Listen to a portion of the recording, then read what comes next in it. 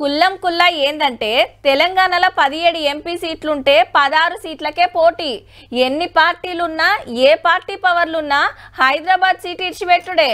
అవు మళ్ళా ఏండ్లకెళ్ళి ఆడ ఎగురుతున్నది పతంగి పార్టీ మాత్రమే.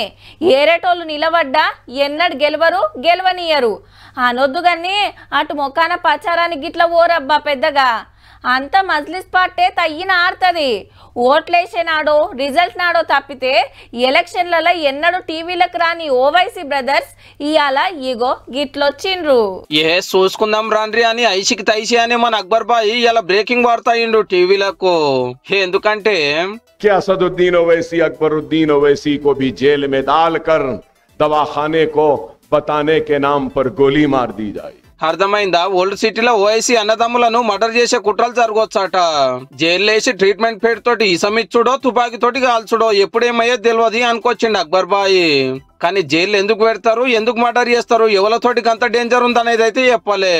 అయినా మేము బుగులు వాడము, దేనికైనా రాడి, పాత బస్తీలో మా పతారేందో చూపిస్తాము అన్నాడు ఎమ్మెల్యే సారు. ఎలక్షన్ మీటింగ్ కాబట్టి ఓట్ల కోసం గిట్లా మాట్లాడిండు అనేది కొందరు మాట.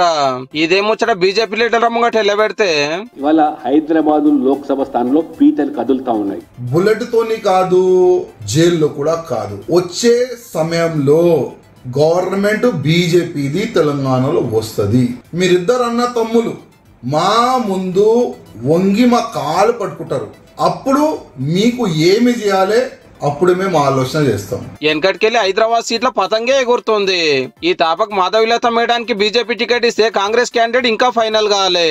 గీసొంటి టైంలో అక్బరుద్దీన్ సారు మమ్మల్ని జైలు వేస్తారేమో, మర్డర్ చేస్తారేమో, కుట్రలు జరుగుతున్నాయి అనే వరకు పబ్లిక్ నజర్ అంతా పాత బస్తీ రాజకీయం మీదకి మారింది అన్నట్టు.